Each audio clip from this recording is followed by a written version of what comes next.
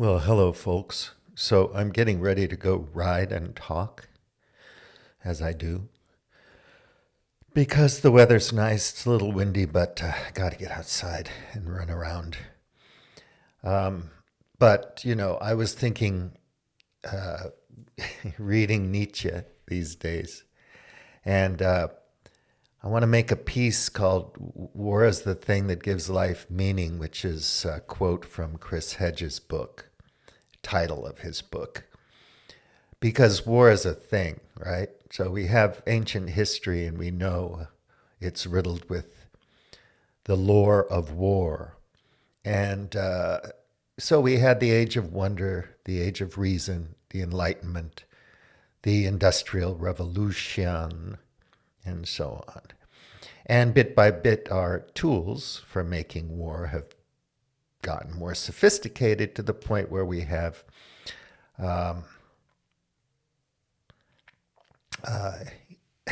cyber war and information war and all this kind of thing. So yeah, it really permeates everything in our life, and I wonder, how much it permeated social cultural life, 8,000, 10,000, 20,000 years ago. Yeah, people would fight for sure, but at scale, civilization is a war machine because people want things. They want power and they want resources, and they're going to fight over it. And since the beginning of history, one way you get things is to go and take them from somebody else. But yeah, so maybe it's naive to think that war would go away, that world peace is just a naive, foolish, utopian dream. And we should just bag that and get on with, our Thucydides trap with China and so on. Because war's the thing, man, and it drives everything. You wouldn't have your iPhone or the internet. I wouldn't have this fancy camera or this microphone or anything without, public money and private money and universities, MIT and corporations, doing R&D and building tech and building stuff for war. So we owe our modern, wonderful world to the war machine. And it would be nice if we could go back to an ideal past, the 1950s, or maybe the, 1814 or something, before Napoleon marches to Moscow. In an ideal world, before germ theory and whatnot, when war was an honorable, beautiful thing. And it was one of the only ways you could, get a decent meal if you didn't have any prospects and you wanted to leave the farm. But anyway, yeah, so we could go back, maybe put all the genies back in the bottle and go back to the good old days, Achilles, the Iliad, all those wonderful stories in the Bible. But we're not going back to that, so we're going to have to fight our wars with HIMARS and drones and robots.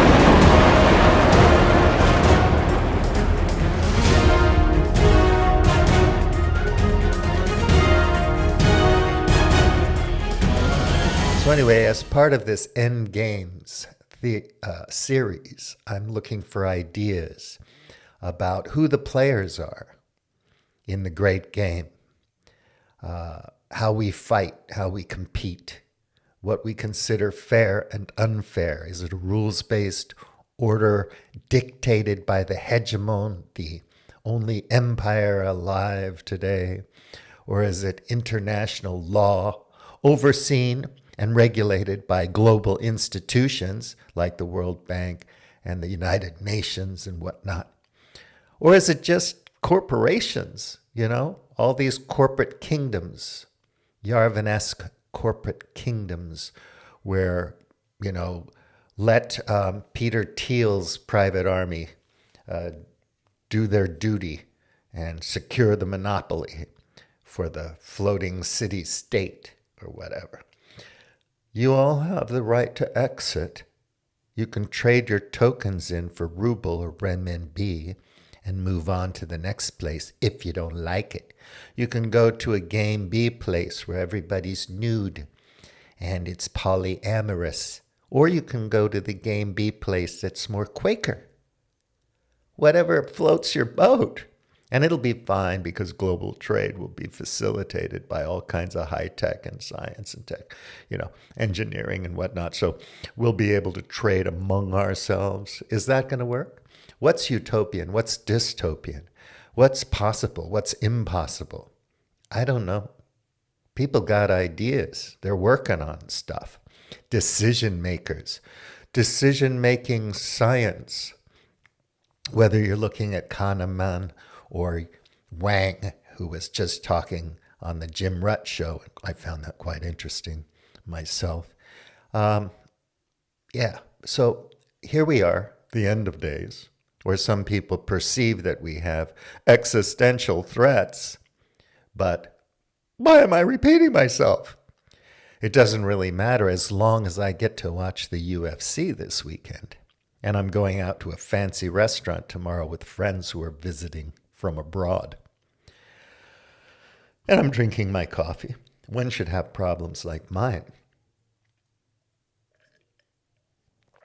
So anyway, the end times, whatever, maybe not. Everything's going to be beautiful because you're a player and you know what the world needs. And your decisions matter because they move mountains. They get things done. They affect people. Whereas the rest of us, we just have to just hang around, do what we're told. The new paradigm is coming. The game B, the game C, the game F, the game Z. Everybody's got, the players, they all have an answer. So who's going to win? Which player is going to be the dominant player? Right now we call it this abstraction, this nation state, this federation of states called the United States of America that kind of runs the show at the moment. And we can buy into it or not buy into it at our peril. But that's the way it is. So you listen to the mainstream narrative coming out of the United States of new miracles, and you get a certain worldview, and you have certain leaders playing the game. Certainly not people in Congress or the Senate or the Supreme Court. Maybe in some state and local governments, but not the leaders from politics, but the corporate leaders, the players, the people who make markets, who run markets, who control markets, who get us to buy into the narrative and to buy the stuff that floats their, enterprises. Of course, it's all kind of global and I want coding capital and whatnot.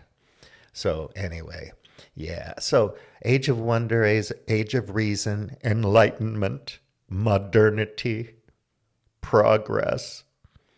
One player's progress is another player's demise. But it's all competition, right? We should be able to compete with China. But no, it's a Thucydides trap. We're going to have to go to war because the only way we can really compete with them is to destroy them. Then we'll be the only ones left. And everyone will be like people in America. Oh my God.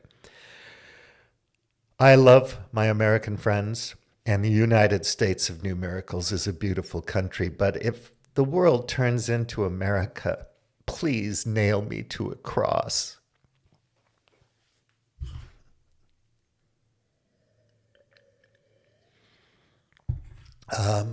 Yeah, there are other ways to think about what to do, and maybe war isn't the answer these days. But, anyway, who's going to fight it? Maybe just the drones and the robots, and it's just the farmers and the shopkeepers and the small business owners who are going to get, killed, collateral damage. Whoops. Shock and awe, baby. Which is tragic, actually. But do the players need us? Do they want us around? Do we serve a purpose?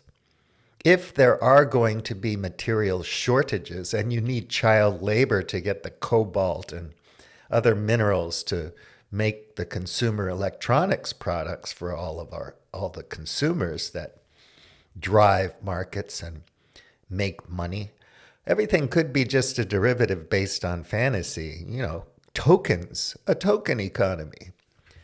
But for now, we do generate profits, you and me, the plebs and proles. We have a role to play, but are we going to have a role to play in 2035? I don't know. What do you think? So what's the end game if you're a player? What is your strategy? What do you want to control? Bill Gates, he's not a superhero. He doesn't have special powers, but he's got capital. He's got resources. He can buy a lot of land. You have guys who, Kushner and whatever. Yeah, they can become slumlords. They have the capital to do it. Rentiers. They can corral all of us into cheap apartments. And that's the solution. That's the product, the service. You're watching Succession. It's hilarious. It's high comedy. I want to do a Succession thing right now. We could do that. I mean, I'm not saying it's a bad idea. No, it's just that, I'm not totally on board. I mean, it's your thing. No, I didn't mean to, cut you out of it. I wanted you to be part of the decision. It's just that, it's kind of your thing, isn't it? I mean, I don't know what Dad would do. Do you? It's like, the born rich morons. But anyway, I find it high comedy. But yeah, so the end games. So make your list of the players, and let's talk about what their end game is. In other words, what do they want to achieve in our challenging times? Because they're decision makers. What they decide to do has impact on all of us. And we're here being prepped, programmed, and made ready for whatever their plans are. So if human beings are no longer labor-saving devices, like, remember slavery, when people were the only labor-saving device? Nowadays, it's robots and AIs and machine learning and algorithms and computers and all kinds of clouds and whatnot. So yeah, it's ironic humor, the cloud on the moon, and we're all in it. But that might be the thing. Is it real? Like, I'm going to be uploaded to the cloud tomorrow. I'm going to live in this perfect world. I saw the simulation. Did you see it? It's fantastic. It's better than real life. And you can adjust everything. It's customizable. It's fantastic. Make your own community, and you can live forever in the cloud. So I'm uploading myself. Then they strap you down and they inject you with fentanyl. It's cheap. And you just disappear. But your last thought is, I'm going to the cloud on the moon. There's another series, I forgot the name, about somebody selling real estate to a perfect community on the moon. It's pretty funny. But yeah, so you got to be in the metaverse. You got to be on social media. You got to do all these things because this is really it. You know, this is the thing. Filters. If I put filters on and looked younger and really pumped some serious iron, would I have more viewers and subscribers? Maybe. But anyway, we're being prepped all the time. Propaganda, manufacturing, consent, call it what you will. Marketing, advertising, public relations. We're being prepared. It's not a conspiracy. It's the way the system is set up. It's the way the laws are coded. It's the structure of the thing. And you're not going to restructure it, re-engineer it. You're not going to find the processes that are going to shift things because your decisions don't really matter. You're trained to make a choice of what cereal to buy. Like Jim Rutt was talking about shampoo. A surfactant to wash your hands with. But it's got to have something special in it, an active ingredient that's miraculous, going to make you young. I'm old. Do I look really old? Sometimes. Do I feel old? Not yet. It's going to happen, though. I don't think the active ingredients are going to save me from that aging process. But anyway, end games. Yeah, who are the players? What are their end games? What are they playing for? What is their purpose? What are they trying to achieve? How are they going to win the game? What are they going to do to win? And so on. And how do we fit in? Because the robots are coming for our jobs.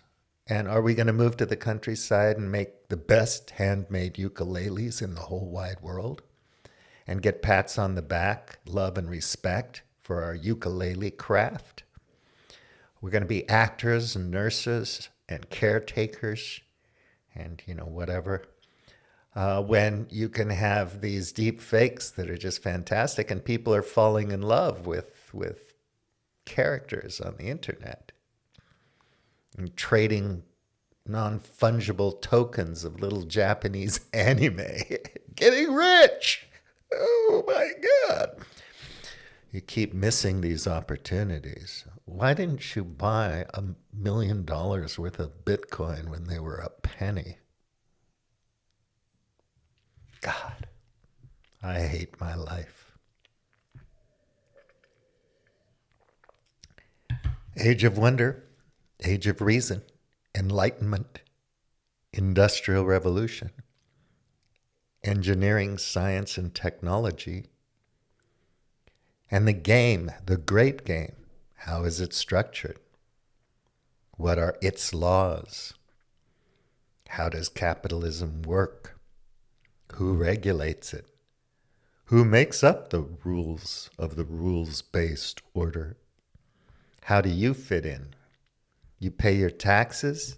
You're going to send your boy and girl to the war in Taiwan? You're going to storm the beaches, watch them storm the beaches, tie a yellow ribbon around it? Is that what you want? Well, there's not going to be any big revolution. The French kids can go out on the street all they want. But if the players don't want to do something to preserve the health and welfare of us common folks, then us common folks are shite out of luck. So you really have to appeal to the players. You have to know their game, their end game. Not just on TV, on Succession, but, what are they after? What's Peter Thiel's thing? Elon Musk. I think it's fascinating. We're all going to go to Mars, which is a dead planet. But before then, we have to kill this one, which we are doing because civilization today is an omnicidal heat engine. And it is killing things. It's killing life on Earth. Our way of life is doing that.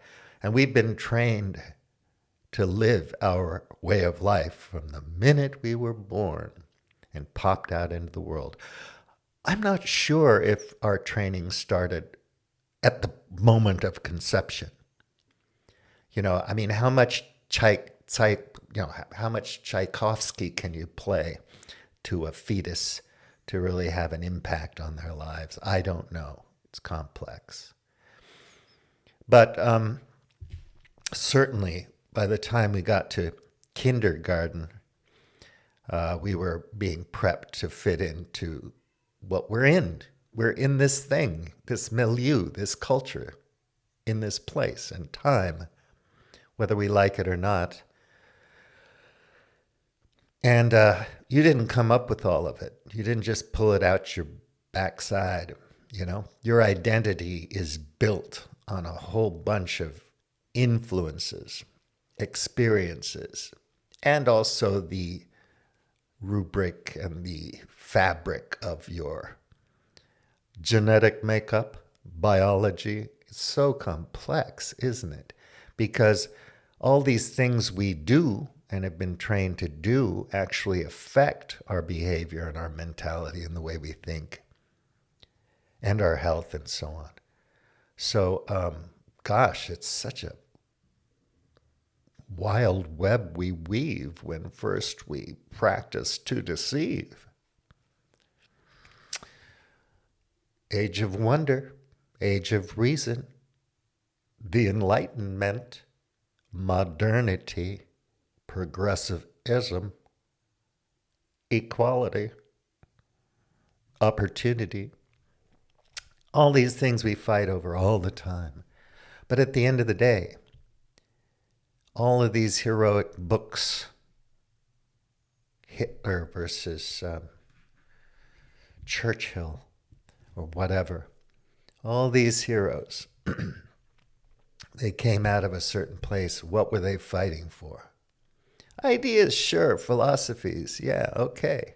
But what were they really fighting for? What really motivated Churchill and Hitler and all the other players? What were they after? What did they want? Fame, fortune, power, control, respect, dignity. There just aren't any Jesuses walking around, except for poor people. Christianity is a religion for poor people. Like Nietzsche said, slave mentality. I'm not dissing on Christianity. I'm just saying the Christ-like people I've met in my life were all poor people. You just don't meet rich ones. Rich ones are like, well, I gave. I put my tithe in the plate on Sunday. I bought a guy a tub of Kentucky Fried Chicken who was homeless. And I'm a philanthropist. I give a lot. Yeah. There's very few people that actually give away most of their stuff and just keep what they need to have a good life. The players want more, and most of us are trained to aspire to be players. So that's the ultimate thing we want to be. So when we walk away from our car, we turn and look back over our shoulder and say, that's my car. Do you like my accessories? Blinged out? Yeah? Looking good? Huh? Yeah? Great. Like my shirt? Yeah? It's cotton. So, right, status. Exciting. What do they want? So help me. Please subscribe. Please like this video. I want to be inspired. I need help. And I want to make some nicer things that are more kind of in the dramatic narrative space, but, on a scale and budget that I can afford to do. But just help me. Click like, comment, say something, share this video with a friend. Bring some people to my channel. It would be really helpful at my age with the burn rate that I have on my retirement stash to get 1,000 subscribers and be able to at least monetize this video. to some degree. I could, I can grow spuds and I can gather around here because there's lots of farms, so I can get my kale, okay? But it'd be nice just to be able to, have something, some support. So please do that if you don't mind, if it's not asking too much. And I thank you for spending time with me. I'm going to go hit my bicycle now. Take good care. Buliam T. Out.